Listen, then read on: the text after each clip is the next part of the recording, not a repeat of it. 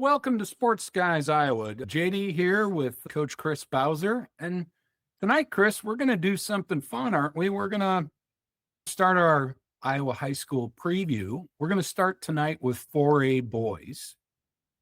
And as we go through, we'll try and get all the boys covered and all the girls covered as they go into the state tournament. What we really wanted to do is not just really talk about players, we kind of want to talk about some sets, what each team does, look at their schedule from here on through the end of the year, and really dive in, right? We're going to be talking some tactical things tonight, aren't we, Coach? I think it's going to be a lot of fun. And we've had the opportunity to reach out to a couple of different coaching staffs, and they've been able to share a little bit about some of the things that they are doing, some of the things that they feel make them successful. And if there's fans of any of these programs that are listening in, then those are things to look for from the stands, straight from the coach's mouth to your ears. Yeah, the other thing we did is we watched as much film as we could. There's a great CISN network. There's Midwest Sports Plus. We tried to watch as much film on these teams as we could. We're going to give you some of our outlook also on top of the coaches. So let's dive in. We're going to go right down the list of the top 10. And leading the crowd in 4A is a bunch of Tigers out of Cedar Falls. And they're undefeated. And let's start with what they got left, Chris. Yeah, definitely. Take a look at Waterloo West. Yep. Cedar Rapids, Washington, Iowa City West, Wahlert Catholic. Those two are at home, West and Catholic. Yep. At Dubuque, Hempstead, probably their toughest game. At Dubuque Senior, who we're going to get into. I think they're fifth. Yep. And then Xavier. Xavier's always a tough game. They're always strong in 3A. As we were going, probably highly likely that they're going to go undefeated all the way through into the sub-states. I know coaches don't like to talk about anything but the next game, but we're not coaches anymore. And so I think that you're right. I think that looking at their schedule, I will say that 4 of the next 6 are on the road. And so it's never easy to win on the road. It doesn't matter what level of basketball, high school, college, or beyond. Winning on the road is more difficult. One of the things that I want to talk about Cedar Falls, defensively, they play all-man defense, and they love to switch all screens. And the help defenders, what we've seen is that they always stay on their man, right? And so they're going to switch all screens hard, and the help defenders down the line are not going to help out. They're going to lock on their man. It's a style that can be extremely disruptive to multiple styles of offense, especially those that rely on ball screens. Yep, I agree. And they've got a really three-headed monster when it comes to seniors. They're led by Will Gertis. Yep. Post player, 6'8", 6'9". He is going to UNI next year. They've got Jaden Kimbrough, who I've seen play probably 20 times in person with Martin Brothers. Chris, I would just say as a sniper, remember those old Detroit Piston teams, the Isaiah Thomas, Bill Laimbeer, Rodman Dumar teams? Yeah. They would bring a guy off the bench called Vinny Johnson. Vinny, the microwave. Yeah, that's right. Yes. Jaden Kimbrough is the microwave. If you get a chance to see him in person, when he heats up, he's almost unstoppable. When they played Waukee Northwest, who's our next team earlier this year, I was there at that game. He had, I think, 25, maybe more than that, the first half. 3 after 3, some from somewhere between the 3-point line and the half-court line, right? When he gets going, he can be unstoppable. And then they've got a banger, Leighton Wolf, who 6'7", 6'8", who also is really strong. And they've got a couple of really nice, strong role players around them and kids who can shoot, kids who can handle the ball. But they've got what I would call 3 lead dogs, and they know how to use them. And they run a lot of flare screens. And, man, they even run Iverson from time to time, and they do a lot of horns. Yep. And they run a lot of screen sets and can really hurt you. I spoke to kind of friend of the program, Dan Hensing, who's been at Cedar Falls forever, and he was talking about their offense, and he likes to call it a hybrid offense, right? And so it's a healthy combination of some traditional motion offense principles mixed with today's ball screen action. Yep. One of the things that I think is that gives them stability in a lot of situations, but also the flexibility and the room for their players to use their creativity at any moment. And so I think it allows them to be able to take whatever defenses throw at them, because the coaching, the system, but the coaching also allows for that flexibility and that creativity for those guys. Yeah, I just think they're going to be an incredibly tough out. They're number one for a reason. They beat Waukee Northwest. They are just a solid program. They've got size, a couple of 6'9", 6'8" bangers. They got a sniper, and they've got good guards around them. They're incredibly tough.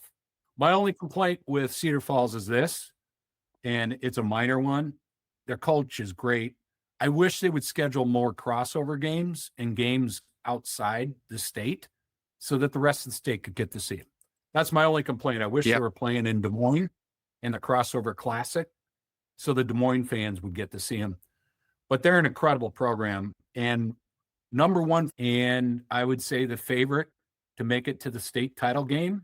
And until someone beats them, they're the favorite to win the state title. I think so too. I've known Dan Hensing for a long time, and he has nothing but positive things to say about Coach Schultz and how great of a coach and a leader and a program builder that he is. And we really hope to get him on an episode of the podcast too, and allow him to talk about how he's built his program and his philosophies. And so I think it'll be really fun sometime to get him in on and pick his brain as well. Hey, one thing I forgot to mention is Jaden Kimbrough's signed with Winona State. He's at D2, so fairly close to home. And we'll talk about this on this podcast, but 5-6 years ago before the portal, Jaden Kimbrough would be a D1 athlete. We're going to talk about how that's changed, but a lot of great players are now forced down to D2 because of the portal. And D2 basketball is getting better and better. And man, we can't wait to follow them up at Winona State next year. And we talked places like William Penn were the portal, right? Yeah. When kids made a mistake or they weren't getting enough playing time at the Division I level, they would come to a place like William Penn because they could thrive. And now it's the other way around because of the lack of the Division I programs in the Midwest utilizing their scholarships for incoming freshmen. A lot of times those really talented incoming freshmen are dropping down to D2 and NAI level, and they're thriving there first, and then they get plucked by those D1 schools maybe later in their career. So they may end up there, but they are definitely starting other places. Yeah, we have one last thing I'll add, and then we're going to get into Waukee Northwest, because Waukee Northwest has 2 kids that are going to Big Ten schools. There are 18 teams in the Big Ten. There are only 37 incoming freshmen. Think of that, right? It used to be 80 to 85 for 18 teams, freshmen. The Big Ten is bringing in 37. So things have changed. Yeah, the landscape, I was just going to say that the landscape has really changed. And that's something that high school student athletes need to understand, right? That you can't ignore the phone call from the Division II coach anymore or the NAI coach, because that might be where you land, right? And that's a high level of basketball.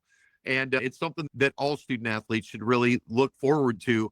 Regardless of the colors or the name on the front of the jersey, student athletes really do need to pick up the phone, listen to those coaches, and then try to find a program in a college campus that fits their needs, both athletically and academically. I think that's great advice. So let's go to number 2. Waukee Northwest. One of us on this podcast has a rooting interest because we got a nephew that plays on that team. But we're going to put that aside, and we're just going to talk them as a club. They're number 2. They have played a very tough schedule. They have 2 Division I signees at the Big Ten level. They got Landon Davis, who's a 6'9". He's legit 6'9", going to Illinois. Real strong post player. And they got Colin Rice, who's going to Nebraska, and Colin's a legit 6'8", more of a guard forward type. And their only loss of the season is to Cedar Falls in the one crossover game. They've got a really fun schedule to close. They've got Friday, Southeast Polk. Saturday in Waukee Northwest, they're playing West Ellis Central, who I think is number 2 in the biggest class in Wisconsin. They're coming down for a game. They also have Yusuf Gray, who's Iowa State signee. That's going to be a heck of a game Saturday afternoon. Then next week, they're at Waukee. Waukee comes up real quick. They're number 4. That'll be a heck of a game. Then they're in the Crossover Classic, who they're going to draw probably LinnMar, it looks like at that point. Then they got Ankeny, Dowling Catholic. Dowling Catholic's up next. They're great. So they've got a fun, challenging schedule. But this is a team that has a lot of great players. Why don't you give us a little input on them, and then I'll add to it. So I think one of the things that we've seen is they have legit scorers at every position. Dean Oliver's son, Isaiah, maybe not elite quickness in the guard court outside of Oliver. So teams with athletic guards could be effective and disruptive against the offense. Coach Watson has changed his style up from last year. Peyton McCullum last year was a mini Sturts for those that followed Drake last year in Iowa this year. And Bodie Goodman was an all-state guard who is now playing D2 for Brooks McCowan at Missouri Western. And I think those are important things to know. I look at the schedule down the stretch, and you mentioned all the really great games, and I think that challenges them and it prepares them for the run to the state tournament and maybe through the state tournament, hopefully, right, with a matchup as we predicted earlier, maybe with the Cedar Falls Tigers again. And you mentioned it about Coach Watson, that he's not afraid to play these big games and bring in teams from other states and play against elite talent from the Midwest. And so I think that's great in terms of preparing your student athletes for the journey that they have down the stretch. Yeah, it's interesting. They have Isaiah Oliver is going to play football at Iowa. Heitland is one of the best quarterbacks in the state.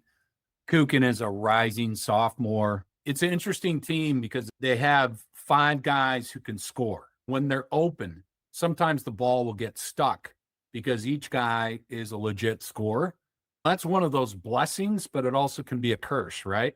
Sometimes if somebody's off, when you've got 5 scorers, the ball doesn't move as well as you would like it to. But Coach Watson's done a good job of that. He basically had 2 years of that back-to-back.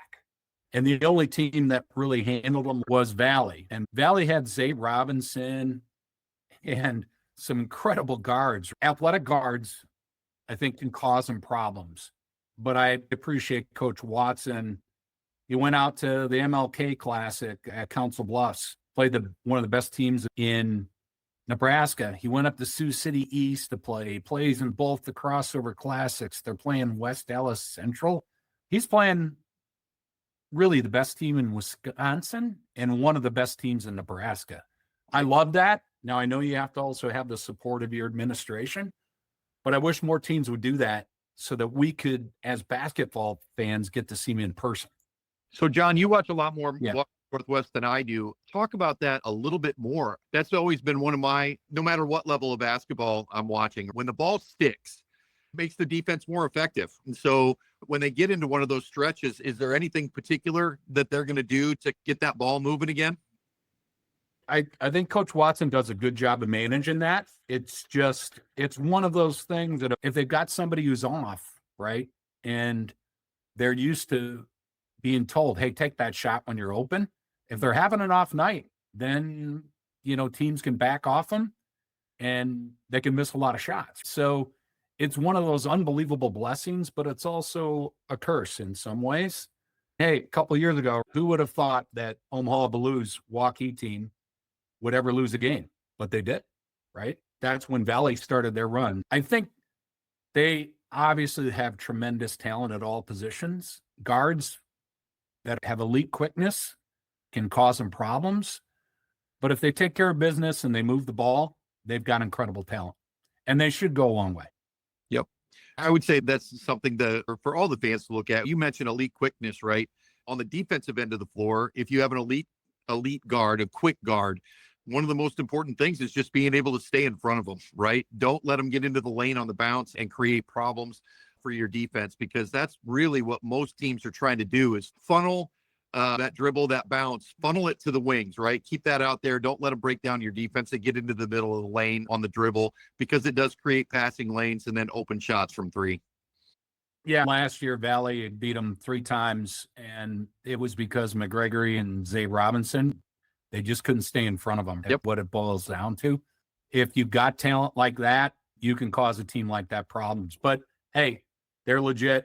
They're great. So let's move on to our third team. Yeah, you bet. Catholic. again, man, talk about size. I get to see these guys play quite a bit. Charlie Crane, he's legit 6'9", maybe a little taller because he's got a lot of length. He's been offered by Navy. He missed the first 5 or 6 games with, I think, a hand injury, but he's back. He's getting better in flow. As he puts on weight in college, he's going to be a bear, but he's a problem Right. for a lot of teams. And then Alfred Coley is got to be a good 6'8". Great length, hops, upside. He's a great finisher inside. They've got a couple twin towers and a really good, strong guard court led by Martins, and 2 role players in Capola and Jenkins who are team guys and great passers. Their schedule is they got Waukee this Friday at home. They handled Waukee by pretty handily in the first game. They got Johnston, who's always a bear, man. I love the way Johnston plays. Those guys play so hard. They got Ankeny, Geo. That's a tough game. Southeast Polk. They've got Waukee Northwest at home. They got Norwalk and Ankeny. So they really control their own destiny to stay in that 2 to 3 spot. I expect them to stay in the 2 to 3 spot. I think they're an incredibly solid team. They got Coach Einerson leading the squad there, who has done a really good job with the program. I just think in a lot of other years, they probably would be the favorite, Chris. And down the stretch, it looks like, at least it looks like what I'm looking like here. They have 1, 2, 3, 4, 5. They have 6 of their next 7 games at home. And they play Ankeny twice. And it looks like they've got a schedule. Everybody loves to play at home, man. The other thing that when you look at statistically, it looks like they're really balanced, right? Martins, Coley, and Quiles, all right around 11, 10 points a game. Coley, 62% from the field and over 33% from the point line and field goal percentage. When you can shoot it like that, you put a lot of pressure on the defense. And it also looks like Coley's near 9 rebounds a game. So he's at 9.8 points a game, 8.7 rebounds a game. He's averaging nearly a double. And those guys that are stat sheet stuffers are a lot of fun to watch.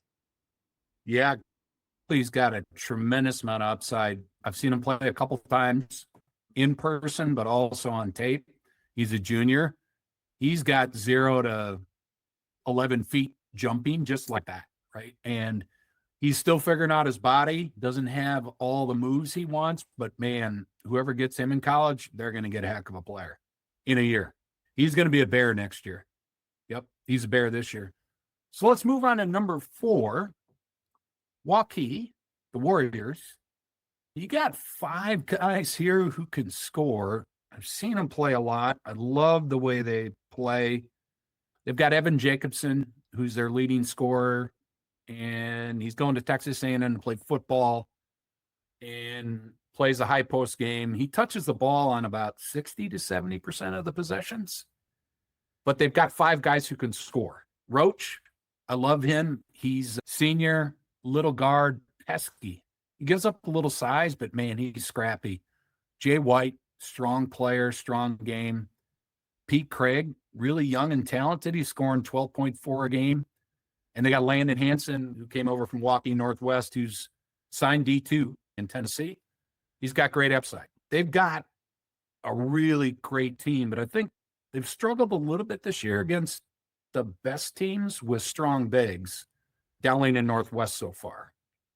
And then quick teams, Urbandale and Johnston, both took them down to the wire in games that they won by 2. Again, this is a little bit of a team where you got 5 scorers, and sometimes that can be a blessing, that can be a curse. But Jacobson's a great high post passer. They do a lot of high post 4 out, a lot of UCLA cuts, and a lot of screening. They're hard for me to get a read on, Chris, because they don't play in any crossover games. They don't schedule any out-of-state games. They're what I would call games that they wouldn't normally play. They've only played in Pella and Cedar Rapids, Washington, outside the Des Moines area. I wish that'd be something they would do just for a fan, because they've got a great team and they're fun to watch.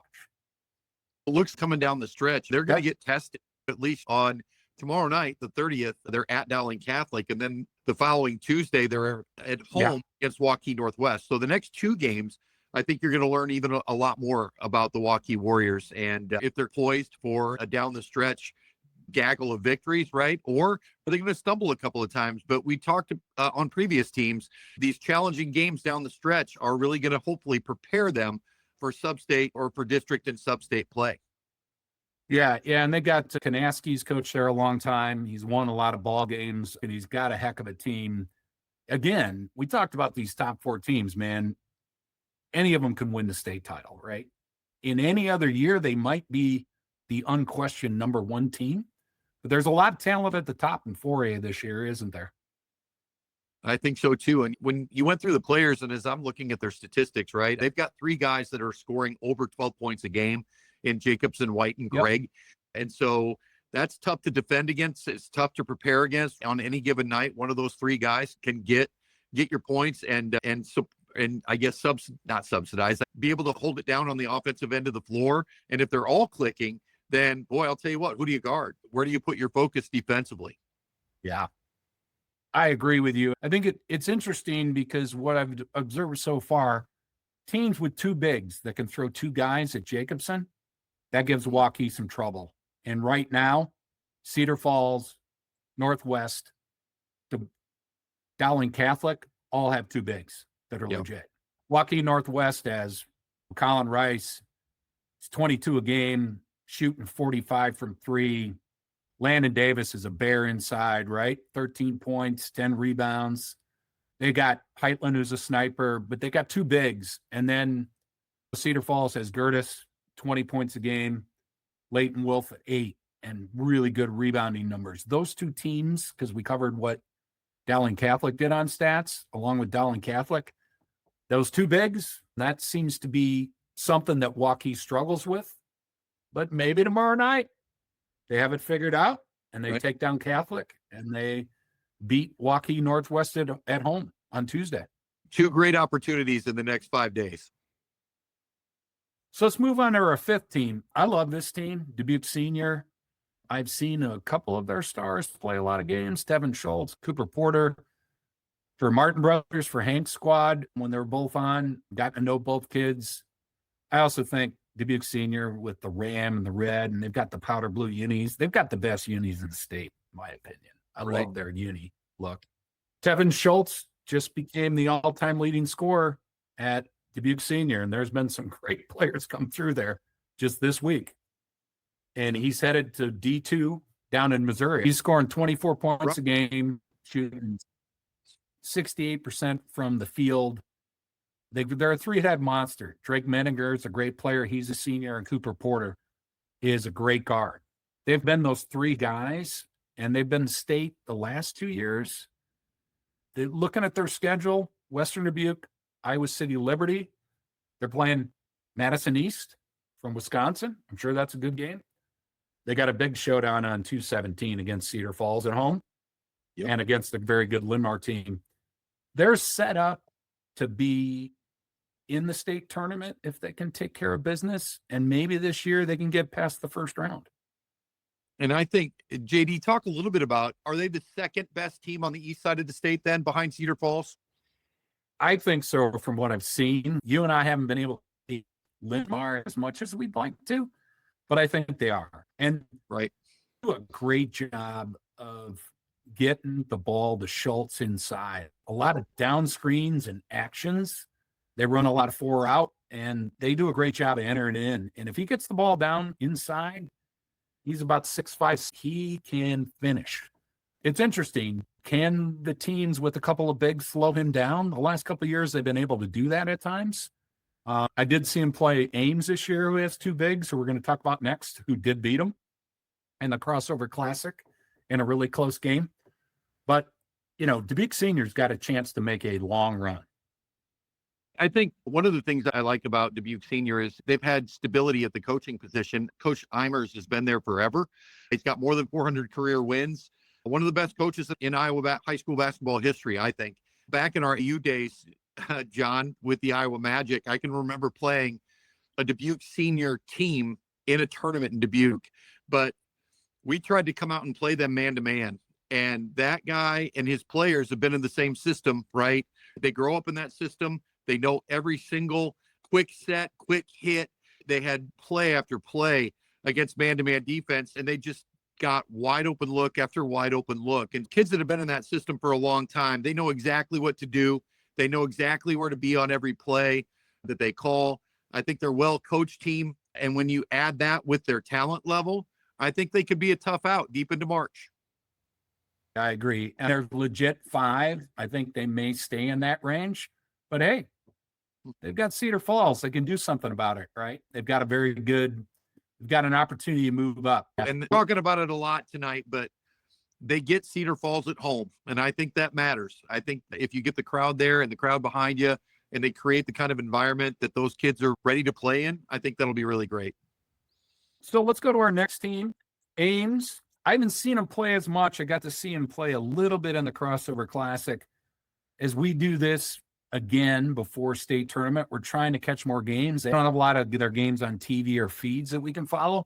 Or from what I saw, they're long, they're lean, they play hard, they beat Dubuque Senior. They've got some size. Their big guys are a little skinny, where some of the more put together big guys can post them up and work them. But they are a really well-coached club. They don't play a lot in Des Moines, so their schedule to finish is Fort Dodge, Marshalltown, Waterloo East, Des Moines East, Ottumwa, and Ankeny Centennial. I don't know how much we're going to learn about them before the state playoffs start in terms of seeding, but they've got a couple of guys who can play. Dayawan, I don't know if I'm saying that. Big guy with a lot of hots, about 10 points a game and about 7 rebounds. Will Thomas, about the game, and Brandon Johnson, about 7 a game. So they don't score a lot of points, but they defend really hard. And they've got a couple of big guys and some athletic players. They're going to be a tough out from what I saw. Chris? Yeah, I'm with Okay. you, John. This is a team I have not been able to see a lot. Just looking at the stats, one thing that stands out is Will Thomas leading scorer, not only 40% from the field, but 82% from the free throw line. If you get into a game that's a tight defensive battle late in the fourth quarter and you put that kid at the line, he might be able to seal a victory down the stretch with his free throw shooting. Yep. So we're on to number 7, Urbandale, and then we got LinnMar and Bettendorf and Council Bluffs, Abe Lincoln to close. But let's go to Urbandale. Urbandale is a big surprise this year. They've had Quentin Teeter came over from Waukee Northwest. I think he made a very good move doing that because he's scoring 16 points a game and getting on the court. They got Jake Paragon. He's a senior, about 6'5". I just saw him play Tuesday night. I like his game, man. He's inside, outside. He's got that 1-foot Dirk Nowitzki, but he's a left-hander move. He is scrappy. They got Davison, about 15. This is a scrappy bunch. I love the way they play. They play a lot of 5 out, right? A lot of cuts, a lot of action, a lot of motion and screens off it.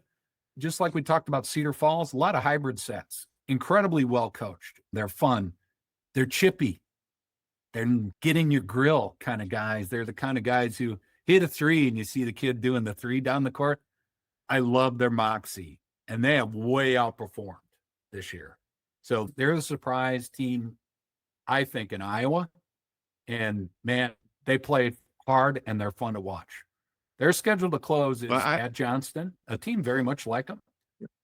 Valley at home, Southeast Polk. They got Des Moines Roosevelt. They got Waukee, a game that they lost by 2 before at home.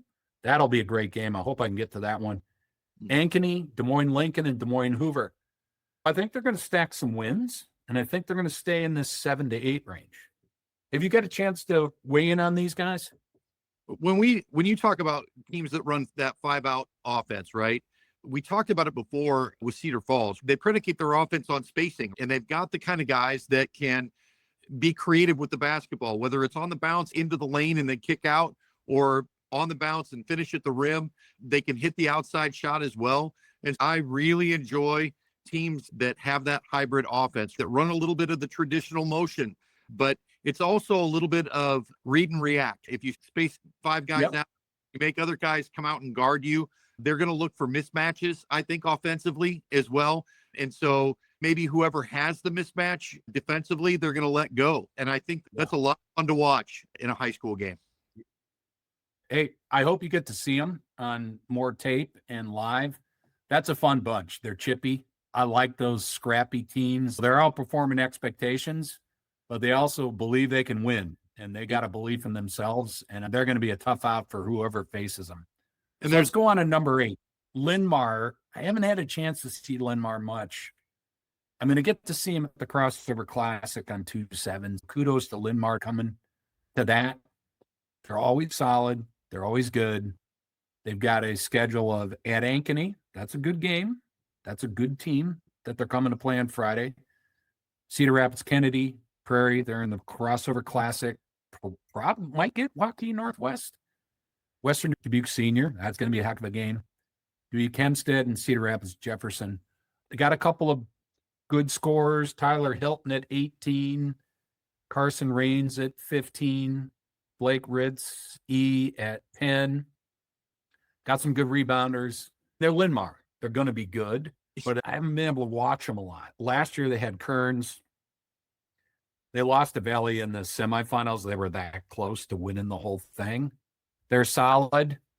I hope that we'll be able to talk about them more later as we get to see them more.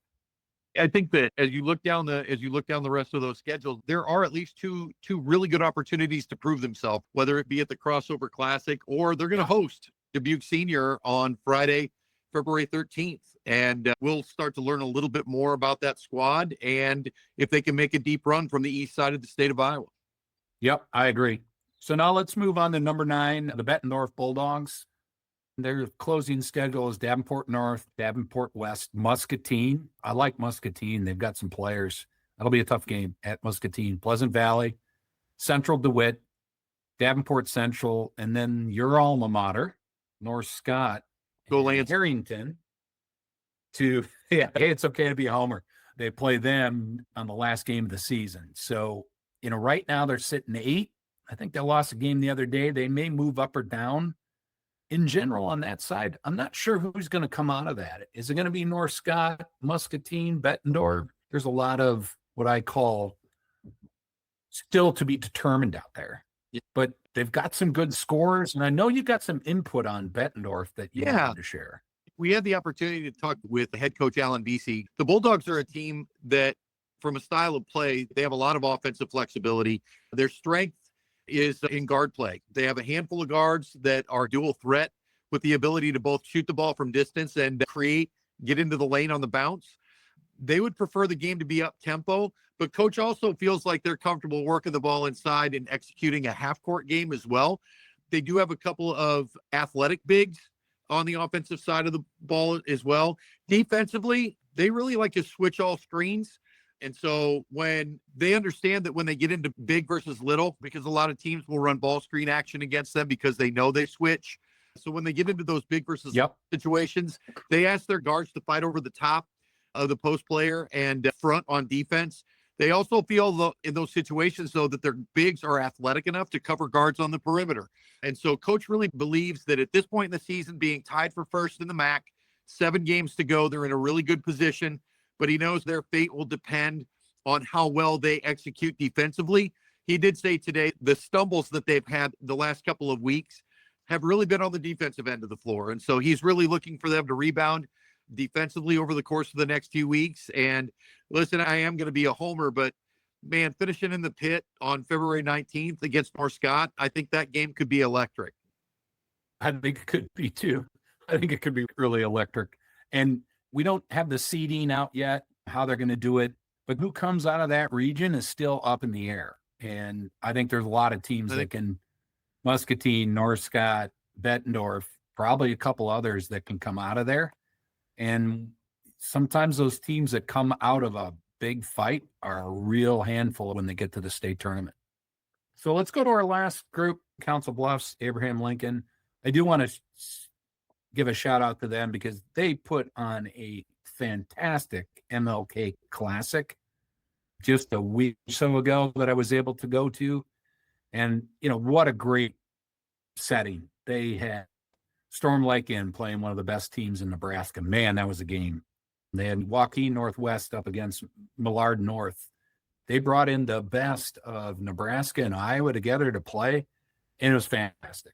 Kudos to them. They had, I think, 9 games. Kudos to, we're not on this one right now, but we'll get to them as we move down in class. But Decorah drove all the way from Decorah Bluffs to play. It was really cool to see the younger LaFriends play in person against a very good team. And they played an incredible game, like down to the wire. Reason I'm sharing that is, coaches, please try and do more of that. It gives fans opportunity to see all these players. When Coon played, half the gym was Creighton fans. And then when Colin Rice played the game behind it, it was packed with Nebraska fans.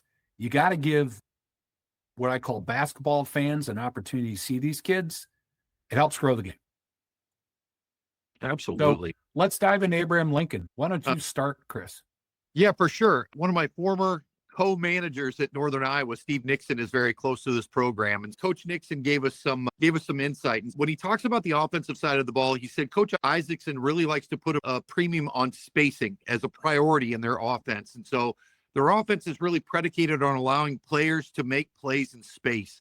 If you're looking for specifics on their movement, maybe they utilize the flare screen a lot with their free-flowing motion. They also like to use big on little screens to create mismatches as much as possible. On the defensive end of the floor, they really want the ball to see multiple bodies. And if that makes sense to fans, right, they don't want to allow free range or an open drive to the lane. They don't want open cuts to the lane. And so they want the ball to see multiple bodies and keep the ball out of the middle of the paint. They want that ball to feel pressure at all times as they are really trying to disrupt things. They're trying to disrupt the things that other schools, other teams think that they're good at, right? And so they're going to do heavy scout, and they're going to do some things that to try to disrupt what other teams are trying to do against them offensively. Yeah, I think that's great. I didn't go over their schedule, but we'll do it now. They got Lamar's, they got Council Bluffs, Jefferson, playing Sioux City East. The Black Raiders are always tough. Seen them this year, maybe not as strong this year, but man, they play hard. They got Dallas Center Grimes. That's a fun game. They're going to play the younger Lorenzen's kid, who's about 6'10", who's a developing talent. They got Valley. They got Bishop Heelan. That'll be a tough game. And they got Johnston. And Johnston's a scrappy bunch. So hard to see how many wins they get in there. You think they're going to win a lot of them. They appear to be one of the better teams on the western side of the state by far this year. And if they get on a run, they're also a team that can make a lot of noise. Chris, as we went through 10, and we went through them in detail. It'll be interesting when we come back in a week or two and go through this. Because right now there's going to be a lot of movement. You have a lot of the big teams playing each other. I don't expect Cedar Falls to move. I think their schedule lines up that I think they're going to be number one if they can get to state. I think Cedar Falls is a great team. Waukee Northwest, they've got some incredible talent. I mean, I don't know if we're going to see another Iowa high school team with two guys going to the Big Ten on the same high school team, maybe ever again. So I would encourage you to get out and watch those guys. And then great talent on Dowling, and Waukee's got Jacobson going to Texas A&M. They got a D2 Hansen. We've got a lot of great players we went through. That 4A basketball this year is loaded.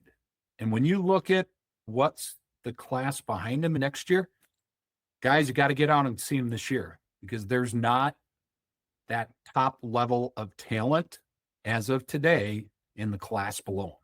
I would encourage you to get out. This might be one of the best Iowa high school 4A years ever. I tell you what, and the calendar's about ready to turn to February, John. And so that's when these races in conferences heat up. That's when the district assignments are going to come out and the seedings. As the calendar flips to February, it becomes the most wonderful time of the year for both high school and college basketball. Yeah. Hey, so Chris, this was a lot of fun. We went into more detail. This will be a long pod, but so be it. We're going to go down to 3A, do the best we can there, watch a lot of games, go do 3A next. We're going to come back to 4A. We're going to do the same on the girls' side. We'll probably put 1A and 2A together because unfortunately they just don't broadcast a lot of games that we can watch. So we're going to do our best on those. And then on the girls' side, they got 5 classes. So we'll do 5A, 4A, 3A, 2A, 1A, the best we can. The games that are broadcast, obviously, we're going to be able to do the most analysis on, but we're going to talk to as many coaches as we can. Kind of our vision is we'll do 4A, 3A, probably smaller schools, 5A, 4A, smaller schools on the girls' side, Okay. all the way up to the state tournament. And then we're going to cover them live during the state tournament this year. So I'm very excited about that. That'll be fun, man. Yeah, it's going to be a blast. Hey man, as always, I appreciate your insight. It's having a coach college, been in basketball his whole life, on the podcast to really dive in where we can actually just talk at a deeper level than, wow, Jaden Kuhn's a great ball player. But when we get to 3A, we're actually going to talk about his game and his team and what they run. There's some darn good 3A teams, and we'll do that one, right, Chris? Yep, 3A, right? Yep. Hey, I appreciate it, man. You have a great night. And thanks again, everybody, for listening and following us on all our social media channels and our podcasts on YouTube and Spotify. Have a great night, Chris.